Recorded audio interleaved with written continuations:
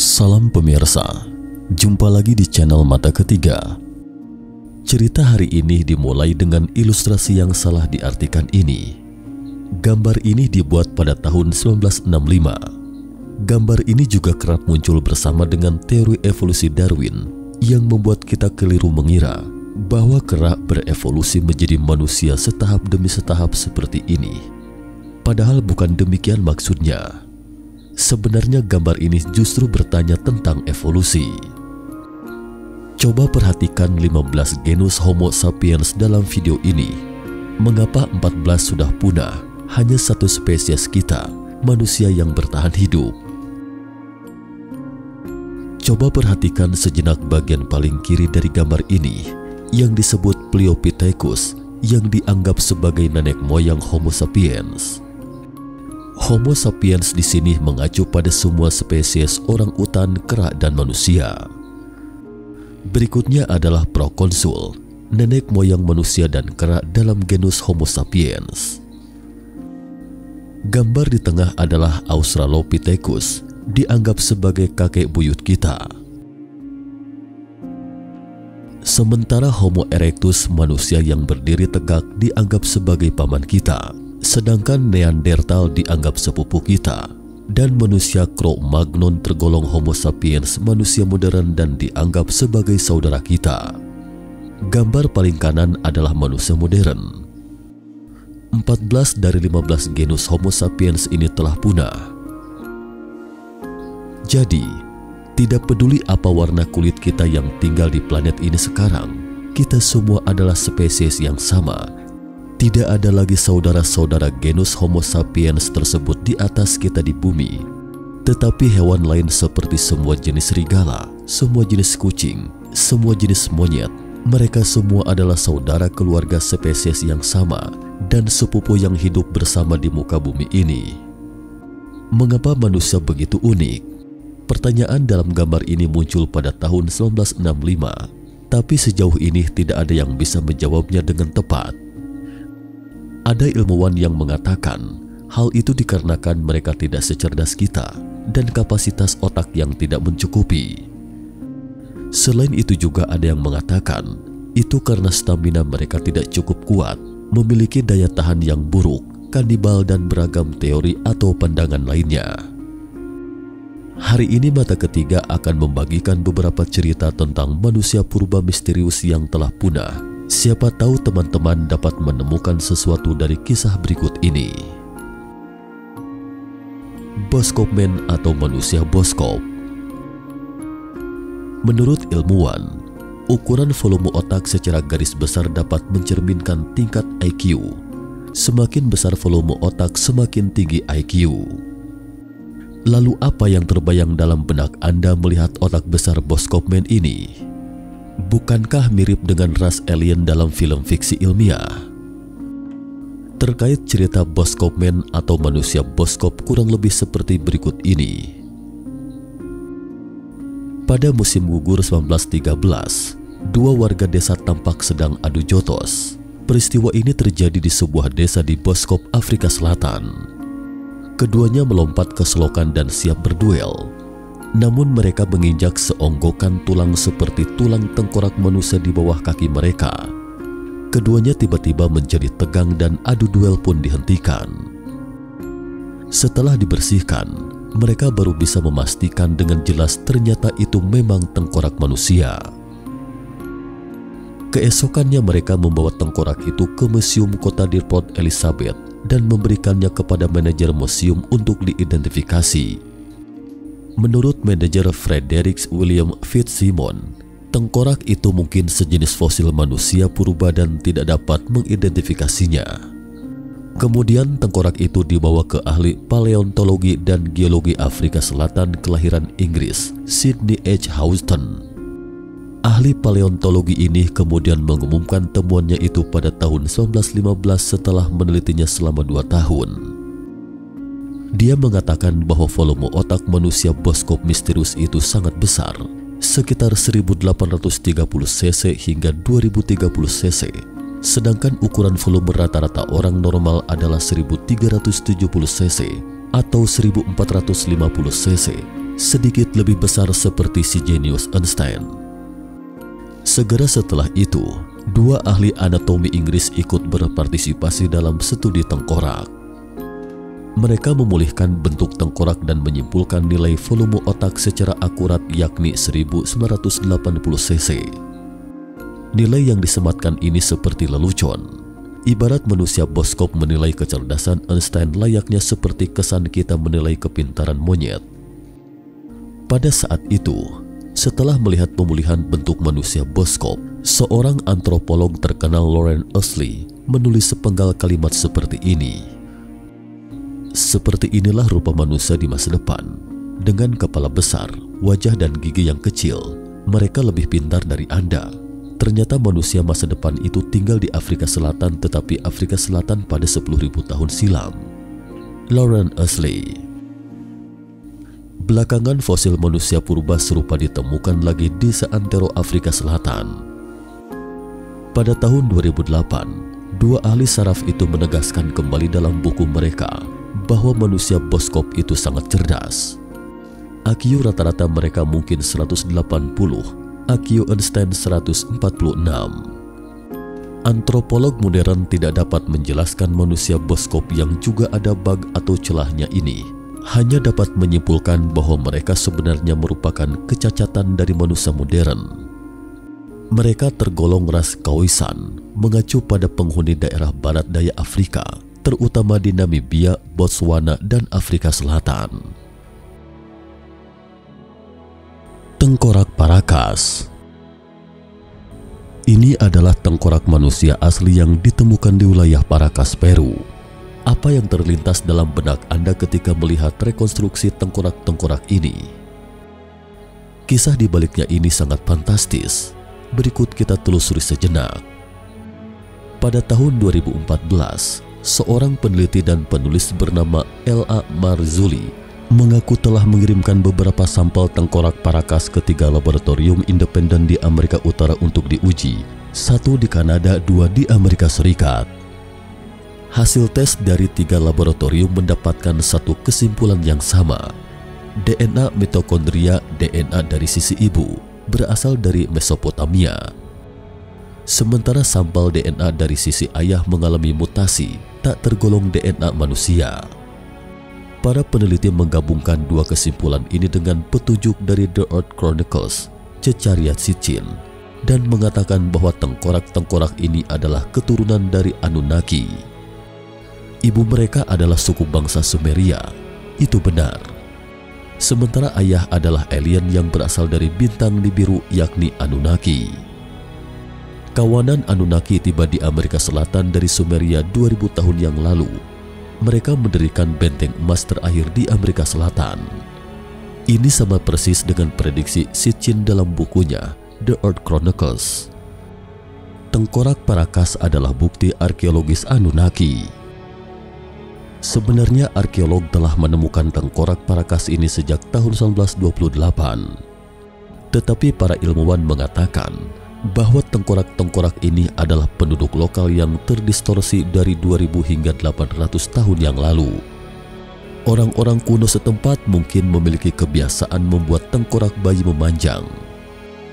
Tetapi para peneliti berulang kali menegaskan bahwa itu bukan penyimpangan, cacat lahir, karena dampak distorsi mustahil membuat volume otak membesar.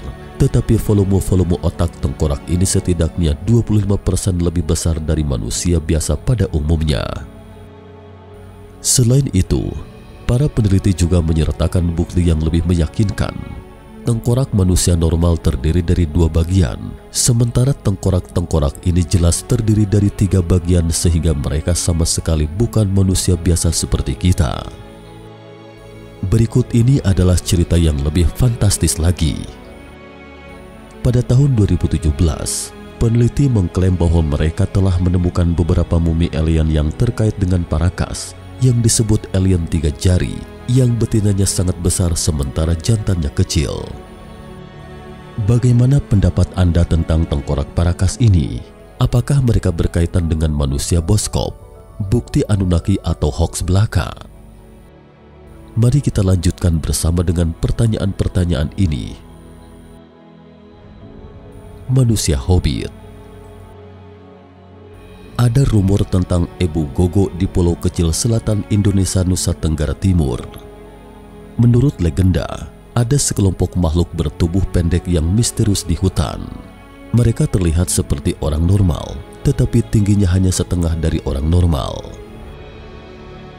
Setiap melangkah, tubuh mereka seakan condong ke kiri atau ke kanan.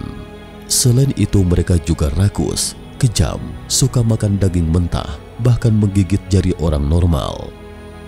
Sekilas terlihat iba, selalu bergumam lembut seperti nada bicara putri manja. Tapi jangan sampai terkecoh oleh kesan iba mereka. Manusia-manusia ini adalah Ebu Gogo, artinya nenek yang makan segalanya. Sejak tahun 1970-an, para ilmuwan selalu ingin menyimpulkan spesies mana asal legenda di pulau itu. Pada tahun 2004, sebuah temuan menakjubkan ditemukan di sebuah pulau di Kabupaten Manggarai, Provinsi Nusa Tenggara Timur. Pada Oktober ketika itu, tim arkeolog gabungan dari Indonesia dan Australia menemukan 7 kerangka manusia kerdil di sebuah gua bernama Liang Bua di pulau itu. Masing-masing dari 7 individu itu tidak lebih dari 1 meter tingginya dan tidak termasuk spesies manapun yang diketahui saat ini. Itu adalah tulang kerangka manusia purba yang misterius. Menurut perhitungan awal, mereka hidup antara 95.000 tahun hingga 12.000 tahun yang lalu, atau dengan kata lain, kawanan manusia kerdil dan misterius ini mungkin telah hidup dengan nenek moyang manusia modern untuk waktu yang lama. Tampaknya legenda Ebu Gogo di pulau itu bukan tanpa dasar. Belakangan tim arkeolog langsung menyebut mereka sebagai Hobbit Flores dalam sebuah ceramah terbuka. Karena dari sudut pandang ilmiah, mereka sangat mirip dengan Hobbit yang dikenal masyarakat negeri barat. Mereka pintar dan nakal, bertubuh pendek, bisa menggunakan api, bisa membuat perkakas batu yang sempurna, telapak kaki mereka datar ramping. Lobus frontal, otak bagian depan pada dasarnya sama dengan manusia, bahkan mungkin memiliki sistem bahasa yang sangat matang. Selain itu juga ditemukan komodo di Pulau Flores. Komodo atau juga disebut biawak komodo adalah spesies kadal terbesar di dunia. Ukuran terbesar yang diketahui saat ini memiliki panjang 3,3 meter. Sisa-sisa fosil menunjukkan kawanan manusia kerdil pernah berburu komodo di pulau itu. Dalam istilah ilmiah, manusia-manusia kerdil ini disebut Homo florensiensis. Manusia Flores dijuluki Hobbit adalah nama yang diberikan oleh kelompok peneliti untuk spesies dari genus Homo yang memiliki tubuh dan volume otak kecil berdasarkan serial subfosil sisa-sisa tubuh yang belum sepenuhnya membatu dari 7 individu yang ditemukan di Liang Bua, Pulau Flores. Para ilmuwan sempat berspekulasi bahwa mereka pernah menduduki sebagian besar planet bumi ini dan bersaing dengan manusia modern untuk waktu yang lama. Selain itu, mereka mungkin telah hidup di pulau-pulau Indonesia dalam jumlah besar hingga 10.000 tahun yang lalu. Tetapi penelitian terbaru dalam beberapa tahun terakhir mengatakan bahwa mereka mungkin telah punah sepenuhnya 70.000 hingga 50.000 tahun yang lalu. Penyebab kepunahannya adalah letusan gunung berapi super Indonesia kala itu. Letusan dahsyat ini juga menyebabkan terjadinya perubahan iklim global. Dalam bencana ini, mungkin hanya tersisa sekitar 20.000 manusia modern di dunia. Setelah menyaksikan kawanan manusia kerdil dan misterius ini, mari kita telusuri lagi manusia raksasa misterius lainnya. Manusia raksasa. Menurut legenda, dahulu kala ada benua Mu di Samudra Pasifik dan ada peradaban manusia raksasa di benua Mu. Peradaban manusia raksasa ini memiliki ibu kota di kaki gunung di ujung paling barat benua Mu. Belakangan benua Mu tenggelam. Wilayahnya telah menjadi banyak pulau yang tersebar di Pasifik Selatan, dan gunung tempat ibu kotanya itu adalah Taiwannya sekarang. Pada tahun 2008 silam, seorang nelayan Taiwan menemukan fosil rahang bawah manusia purba di perairan Penghu, Taiwan. Nelayan itu kemudian menjual fosil tersebut kepada seorang kolektor. Kolektor kemudian menyerahkan kepada seorang peneliti di Museum Sains. Peneliti di Museum Sains kemudian menyimpulkan, pertama, fosil tersebut tergolong manusia purba yang misterius dengan rahang bawah dan gigi yang besar. Tampaknya mereka adalah sejenis manusia raksasa. Kedua, fosil itu tidak terbawa oleh arus air laut, melainkan manusia purba yang hidup di Penghu, Taiwan. Tak lama kemudian fosil ini diberi nama Penghu 1. Sejauh ini para ilmuwan belum menyimpulkannya secara pasti. Untuk sementara menamakannya Homo saikangensis atau Penghu 1, yakni rahang fosil dari spesies hominin yang punah dari genus Homo dari Taiwan yang hidup di zaman Pleistosen tengah akhir. Beberapa ilmuwan mengatakan bahwa Penghu 1 tergolong manusia purba yang terutama tinggal di Asia Timur, yakni Homo erectus, manusia yang berdiri tegak, dan Sinanthropus pekinensis atau manusia Peking. Postur atau ukuran badan mereka tidak terlalu tinggi, sekitar 1,6 meter dan berat 60 kg, kurang lebih sama dengan manusia modern. Menurut dugaan ilmuwan, mereka adalah manusia prasejarah yang mengungsi ke Taiwan dari benua Asia selama zaman es lebih dari 400.000 tahun yang lalu. Saat itu Taiwan adalah surga dengan iklim yang cocok bagi sejumlah besar gajah dan kerbau. Namun ada juga ilmuwan yang mengatakan bahwa mereka adalah manusia purba spesies baru karena rahang mereka sangat mirip dengan Gigantopithecus, yakni kera terbesar yang pernah ditemukan hingga saat ini. Tinggi kera ini diperkirakan mencapai sekitar 3 meter dan mempunyai bobot sekitar 500 kg. Mereka ditemukan di beberapa wilayah di Asia, termasuk Tiongkok. Oleh karena itu, menurut ilmuwan, Penghu 1 adalah sejenis manusia raksasa purba yang tidak sama dari semua manusia purba yang dikenal. Mereka tinggi besar dan dapat dengan mudah memburu gajah, kerbau, dan bahkan menyeberangi laut dangkal dan glester. Sekarang fosil Penghu 1 ini berada di Museum Nasional Distrik Utara Taichung, Taiwan. Bagi teman-teman yang tertarik bisa berkunjung ke sana. Mungkinkah Penghu 1 adalah manusia raksasa dari benua Mu yang dilegendakan selama ini? Sama seperti membuktikan eksistensi manusia kerdil di Indonesia, mungkin masih banyak fosil Penghu 1 yang tergeletak di dasar laut menunggu kita untuk menemukan rahasianya. Berikut mari kita telusuri Neanderthal, manusia purba yang pernah hidup pada zaman Pleistosen yang telah meninggalkan setidaknya 2% gennya di dalam tubuh kita sejauh ini. Kita kilas balik sejenak ke tahun 1860. Ketika itu, sedang hangat-hangatnya asal-muasal spesies dari teori Darwin. Pada saat itu banyak tergali tulang kerangka manusia misterius di Neanderthal atau lembah Neander di bagian utara kota Cologne, Jerman. Tulang ekor mereka menonjol, dahi mereka miring, tulang tangan dan tulang kaki mereka sangat kokoh, bahkan tulang jari mereka juga tidak sama dengan manusia normal pada umumnya. Pada saat itu teori evolusi sedang hangat-hangatnya dibicarakan dan orang-orang belum memiliki konsep tentang manusia purba, tetapi tulang belulang misterius ini memberi pengaruh pada kepercayaan Eropa bersama dengan teori Darwin. Ternyata sudah ada manusia purba di bumi sebelum kita. Belakangan para ilmuwan menamai Neanderthal pada manusia purba ini, yakni anggota genus Homo yang telah punah dan berasal dari zaman Pleistosen. Spesimennya ditemukan di Eurasia, dari Eropa Barat hingga Asia Tengah dan Utara. Spesies ini dinamakan Neanderthal sesuai dengan lokasi tempat pertama kali ditemukan di Jerman, Neanderthal atau lembah Neander. Dari spesimen Neanderthal ini, kami menemukan 10 kejutan besar seperti berikut.